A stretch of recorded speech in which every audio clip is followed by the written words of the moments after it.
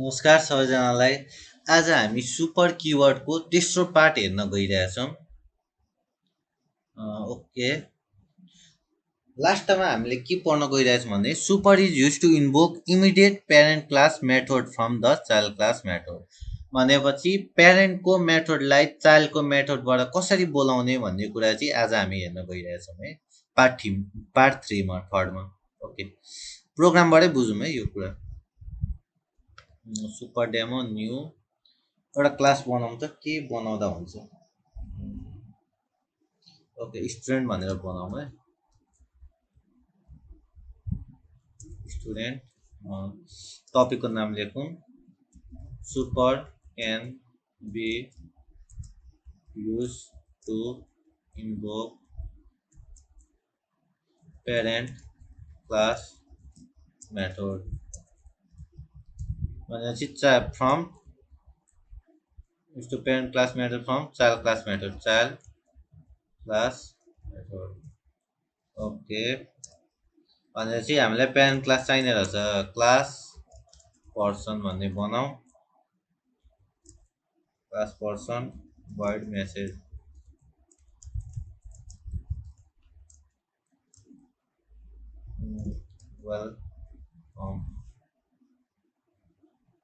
welcome to our college।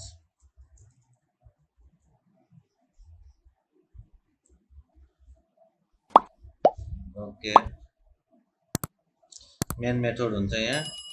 Main method हामीलाई के भन्नु छ, void message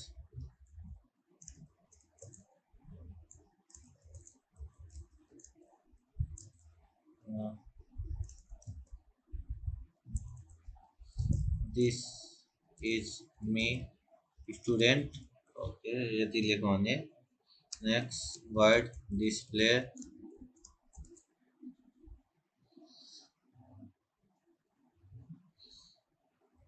मेसेजलाई प्रिन्ट गरौँ न पहिला। अब यहाँ हामीलाई के गर्नुपर्छ भन्दाखेरि स्टुडेन्टको object S equal to new student S dot display. यसले के प्रिन्ट गर्छ भन्दाखेरि तपाईँको हेर्नु है, दिस इज मी स्टुडेन्ट भनेर चाहिँ यो कसरी एक्जिक्युट गर्छ हेरौँ। सिक्वेन्स अफ एक्जिक्युसन हेरौँ त।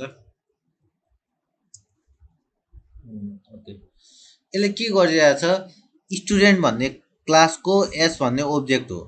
एस डट डिस्प्लेले यसले कहाँ लान्छ भन्दा यो डिस्प्लेमा लान्छ। डिस्प्लेमा आएपछि मेसेज प्रिन्ट गर भन्यो। मेसेज भनेको यही क्लासको मेसेज हो नि त, भनेपछि यसले के प्रिन्ट गर्छ, दिस इज मी स्टुडेन्ट है। अब यसलाई हामीले के गरेर हेर्छौँ, इनहेरिट गरेर हेरौँ त यसलाई के हो। Okay, extends person. ओके, ल ठिक छ। अब यसलाई रन गरेर हेर्ने, दिस इज मी स्टुडेन्ट। अब यहाँ के गर्दैछ भन्दाखेरि चाहिँ मलाई यो मेसेज होइन क्या, माथिको मेसेज पनि डिस्प्ले गर्नु छ। कसरी गर्न मिल्छ भन्दाखेरि सुपर किवर्ड युज गरेर, सुपर डट मेसेज। यो सुपरले के गर्छ भन्दाखेरि म यो बुझाइदिन्छु है one by one. Welcome to our college. अब यो सिक्वेन्स कसरी एक्जिक्युट गर्ने, यसले के गरिरहेछ भन्दाखेरि तपाईँको एस डट डिस्प्ले कहाँ जान्छ, यहाँ जान्छ हो। डिस्प्लेमा मेसेज डाइरेक्ट बोलाएको छ, यो यसले मेसेज डाइरेक्ट कल गर्छ।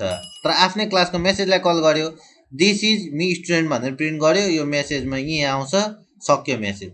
अब यसपछि अर्को लाइनमा के छ, super dot message. Super dot मेसेजले माथिको क्लास है प्यारेन्ट क्लासमा लगिदिन्छ अनि यो मेसेज प्रिन्ट गर्छ, वेलकम टु आवर कलेज। फेरि यो यहाँ आउँछ, सक्यो है।